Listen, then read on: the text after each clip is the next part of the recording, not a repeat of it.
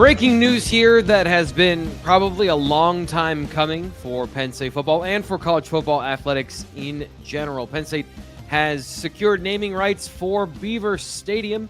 Nate Bauer was covering this live play-by-play on the Blue White Illustrated message board this morning for Blue White Illustrated members. The Board of Trustees meeting to approve said naming rights. So, Nate, first off, tell us about West Shore Home, what you know. Like, there is a certain get to know you here because you may be a Penn State fan. You probably have never heard of West Shore Home. So that I had not to this point heard of West Shore Home. If I had, once or twice. So like, just who are they? What do they do? Yeah, I think in State College, that's probably true because I don't think we get their advertising, but I think in the Mid-Atlantic region, once you get down to Harrisburg, that kind of corridor, Harrisburg to Baltimore, they're much more prevalent and have a real presence, I would say, in that market. They do remodels, right? House remodels, bathrooms, that kind of stuff. But significantly, and this is the reality of this situation for Penn State. BJ Werzyn, who is their founder and CEO, has been a major supporter of Penn State Athletics over the last 3-4 years that I'm aware of. He is a not that long ago grad of Penn State, and has just been super involved and super important to. You talk about things like Penn State's NIL efforts for football, and there's a few names, Paterno, who has been a real rock in that space for Penn State. But yeah, BJ has been there too. And so now you've had these kind of organic conversations that have shifted and evolved from, hey, you can help this way, right, with NIL. And now the onus on NIL has eased slightly to where now it's in the future it's going to be a university, right? The athletic department itself can pay for players under the model that is set to take hold in June, July, right? So instead of that, it's hey, Penn State's doing a $700 million stadium renovation. There is an unnamed field within that stadium. Yeah. And this is a market that didn't exist right. It's you got to think of these things as commodities. It is something that didn't exist previously as something that was sold, right? And over the last 5-ish years, now it is, right? Ohio State at Ohio Stadium has done Safe Light Field. Let me jump in here. Go ahead. So to be very clear here, Beaver Stadium, the name of Beaver Stadium does not change. Yep. This is naming the field West Shore Home Field at Beaver Stadium. The same way that it's GEHA Field at Arrowhead or, all the other famous fields in football at the NFL level, the classic signature of the stadium is still Beaver Stadium. So for tradition and fans and all those things, that is all still in place. Just want to make that crystal clear here, correct? Currently. Which I'm messing with I'm messing with people at this point because I am not currently aware of any grander plan. I do think that Beaver Stadium is probably safe.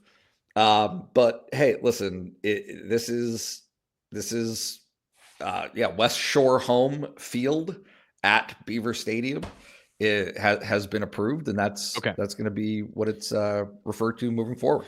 Okay, so the next thing is, what do they get? There's the big number, and we are doing this Monday, almost at noon of the legal tampering period for NFL free agency. So there's always two numbers: the total number and then the yearly number. And both of those, I think, are relevant to this conversation. There's criticism and praise to go both ways here from this perspective. So I believe the number is $3.3 million per year for the naming rights. Is that correct? I know it's in the ballpark of that. It's the point whatever. So what is the criticism that I've seen online already is that That's not very much. Mhm. What is the response to that? Is that accurate, or is there context there? Yeah, it's $3.3 million annually that didn't exist otherwise. That, like, I once, I hate to take us off course, but it feels like we're having a nice conversation here. I once had a conversation with Sandy Barber about, right, what is the difference between 107,000 seats sold at Beaver Stadium and 105, right? And it's all revenue. All money matters. Every cent of it is accounted for and goes somewhere. These are jobs. These are all of the trapping, like everything that goes into being able to put on an athletic department that has the success that Penn State's does needs money. And this is a major undertaking by Penn State that is on, the onus is on the athletic department to pay for this facility. And this facility is going to cost $700 million. It's actually going to be a little bit less than that if they don't go over. And right now they're not expected to go over. So let's call it 685. Is that possible? It is. It is. Wow. Right. Things are going well as far as I can tell at this point in the process. But the point is, Penn State, the university, put, again, I keep using this word onus, put the onus on the athletic department to raise philanthropically $134.2 million out of that budget. This gets them there. I think this takes them to 130.4. Who's counting? But if there were serious doubts on the front end of this project about Penn State Athletics being able to get that philanthropy, to get that money into the barn, they're doing it. They're doing it. This is that. And so if you're right, I'm not great at math, but 50 million out of the 685 and 134 out of the 685, having that secured, having that accounted for, is a huge piece, right? It's like the mortgage calculator when you throw that extra payment at your interest, right? Or not at the interest, at the principal, at the principal. Yes. Right. And how it says on the backside, oh, you just cut off 2 years of payments by doing this. That's what this is it gets money into in-house quickly. And maybe $3.3 million doesn't seem like much. But it is scheduled biannually, so there's going to be payments made biannually, and it's front loaded. So there will be a sizable chunk that comes in right off the bat, and all of those things matter. It might not seem like it outside, but they do. So this starts in the 2025 season. This goes into effect immediately? Yes. All right. So there will be something, a logo, West Shore Home, something that designates that you see as a fan when you go into that stadium and you see that field. It's going to be there. There's going to be something there that signifies that is now the name of the field at Beaver Stadium.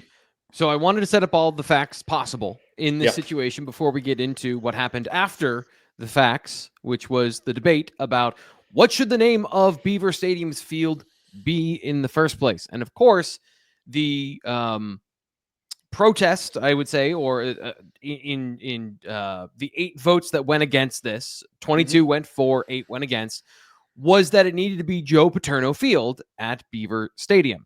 There is no monetary backing to that, as you just mentioned, all those things that go into that, as far as I could tell from what you were talking about. So can you explain to me all of the debate here about what is and isn't, what's fact, what's feeling on this, in this situation? Yeah, it's complicated. I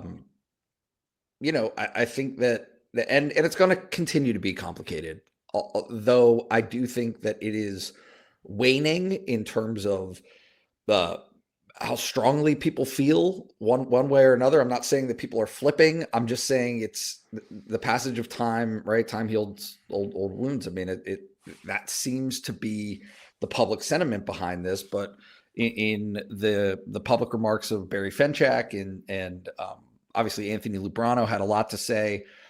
Brandon Short had a lot to say.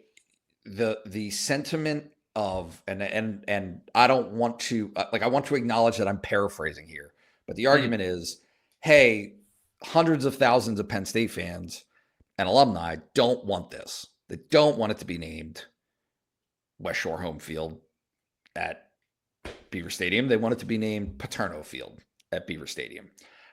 And as part of those hundreds of thousands of wishes and desires, where are they represented in the process? And then two, is Penn State cognizant of money that's being turned down in the process, right? I think I heard the number 265 million kicked out there, right? As like a representation of the high point of the amount of dollars that are being passed up in naming the field for Paterno. And then at another point, I believe it was $100 million that right. And it's just the question, right? The question is, okay, this is what's being represented. Okay. Where is it? What? Yeah. So can I ask you, Nate, if there were $265 million or $100 million on the table to name the field after Joe Paterno, yep. Does Pat Kraft care whether or not it's named after Joe Paterno or West Shore Home in terms of the money he needs to raise? Are there considerations? Are there what the pushback might be of honoring Joe Paterno and the situation that led to his firing, obviously with the Sandusky scandal? Are all of those things preventing that from actually happening? Or like, I guess I'm curious of, what is that fact? Is there $100 million out there? Because it seems to me like the money is the most important thing in this situation for Pat Kraft, who needs to finance a stadium, as we just talked about. Yeah, it's the economy, stupid. Like I think that those are questions that they don't have to answer. It's something that right. And this is kind of the whole point of this. And it becomes a little bit of mental gymnastics in this exercise in futility, that the argument is, hey, these things need to be wrestled with publicly, right? Matt McGloin brought up whether or not Penn State was fearful, right, of naming the stadium for Paterno. Well, I think that Pat Kraft laid out fairly clearly and succinctly, this is the offer that Penn State has. The money is there. It has been fully vetted. The conversations have been full and thorough. Nobody else came in with a higher offer. That's real. That is demonstrable as being able to be paid. And so, yeah, sure, there is definitely an argument to be made that these things aren't wrestled with publicly. But part of that public reckoning that isn't happening when it comes to this specific topic is because the money's not there. Or there's no proof of it. There's no ability to say, hey, put together a Kickstarter and there's $100 million. It's a check. You can have it tomorrow. Right. Yeah. Then you deal with it. Right. Then you have that public dialogue and discussion. Right. But that's all hypothetical. It's not. Okay. Because there is no Kickstarter.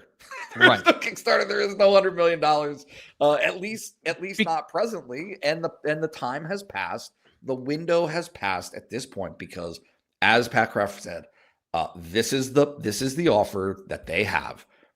You can either accept it or not, but it is his obligation to bring to the board this major philanthropic gift. It is the second largest gift in Penn State Athletics history to the board for their approval. He did his portion of that job, and anybody who wants to have a conversation beyond that or a competitive bid beyond that has to take part in this process, this huge bureaucratic process. Right. This isn't Pat Kraft or Neely Bendaputi's position. It is simply Penn State has guardrails in place of how naming happens right? For anything, for any building on campus, any plaza, any type of structure. And that side of things, the sentiment of Paterno Field has not taken part in that process. There's been the no wishes have been there. The desire has been there, but the execution has not been there in terms of, and this is, to be clear, this has nothing to do with the legacy. And if the response is then, well, he put the contribution was the 60 years of service to Penn State. Like, we're talking about dollars and cents here, right? Is what you're laying out right now. And Yep. that is the consideration right now for the university. So I wanted to make that clear because that was something following along at BlueWhiteIllustrated.com, a great reason to sign up. Nate was giving play-by-play. I could not tell if they were saying that fans that go to games every year that contribute to the $100 and $200 million budget for Penn State already were dollars saying that it should be Paterno Field, or there was an additional $100 million out there that would be paid to name it Paterno Field. That part seemed unclear, so I appreciate you clarifying that for me here, and for that kind of discourse here in the conversation about this whole thing. I think the issue, what's problematic, is it's being represented as though those people who go to games are, if not unanimous, if not unanimous, then certainly a majority. That's what's being represented, is that majority is dissatisfied or hasn't been heard or what have you. And I think that there is a very real argument to be made. Well, they're still going to the games. The butts are in the seats. The seats are sold. So if they were voting and that vote was happening with their wallets, you could have that. You could make that argument. You could say, okay, well, right, people are so upset that Joe Paterno has not been honored by naming the field after him that they've stopped coming to games. Right. But that's not real. That's not what's happened. So in fact, Penn State has one of the best attendances in the country that has not declined over the last 10 years. When there are teams and organizations and universities that have decided to downsize the size of stadiums because they are not filling up said stadiums, Penn State is one of the few that maintained, and this is just a fact, right? They've maintained over 100,000 on average for the last 10 years, I want to say, right? Yeah, it's higher than that. Yeah, I was being conservative because I was pulling it out of my butt. So I just want to make sure the higher than that. Actual number. The actual barometer on this is they're trying to make the stadium bigger. Yeah. Right? Like, everybody else is shedding seats. And they're with this renovation, they're trying to up that number from the 107, whatever it is, 655. They're trying to increase that capacity. So there is no wavering from the position of Penn State Athletics in terms of what they think the appetite is for this, right? Yep. For this product of Penn State football. They think that it is super high, and the numbers reflect that based on the revenues that have come in. Nate, I appreciate your time this week as we talk about Penn State naming the stadium rights to Beaver Stadium for the field. Excuse me. I want to make sure for all of the words here, I'm trying to be very careful and specific with my words, but final thoughts from you as we get out of here about this particular update and the future of where this is going. Yeah, I think that there is still, it's just the elephant in the room. There is still a public reckoning to take place. I don't know if it will ever take place. I know people want, right, a certain faction of, Penn State, certainly trustees and fans want to continue to have this conversation and make something public, a public show. The trustees themselves, there were trustees who voted yes on this, who also said, hey, something needs to be done to formalize the university's appreciation for the contributions of Joe Paterno and his wife, Sue, and their family over the years of Penn State. It's undeniable, right? Mm-hmm. No matter where you stand on the issue of literally anything else, their contributions to Penn State are significant, substantial. However, from a front and center matter of course, Penn State Athletics needs money, and it needs money to pay for a massive renovation that was desperately needed for its stadium. Yeah. And in this process, they just landed $50 million, which is just short. I mean, obviously short, but comes in second place all time for the program and the department to Pegula's 92, whatever that number was, 100 million from Pegula back in 2008. I don't know. 12, 8, sometime in there. Yeah, the years are a long time ago now. Nate, I appreciate your time and your insight into this. The last thing I'll say is that I'm just going to repeat what you said, which is for 99% of us, we're just going to call it Beaver Stadium because we're not contractually obligated to call it West Shore Home Stadium. Yeah. Because it's for me here on the show, like word economy is important, which I know. Don't say anything. But we're going to call it Beaver Stadium because it's just shorter and it makes more sense. I'm literally T. Frank for that reason. So that's how that's going to go for us here on the show on this update here. Of course, subscribe to Blue White Illustrated here on YouTube because we'll have more Big Ten Championship in wrestling this weekend. Greg Pickle and I are going to come back tomorrow, which is a Tuesday. If you're watching this on the 10th of March, if not, you can watch them back to back, or you can watch everything on replay here as we're off for the live show this week from BWI Live, but that doesn't mean we're not here for you to cover all the breaking news, important details from Penn State Athletics. For Nate Bauer, I'm Thomas Frank Carr. We'll talk to you then.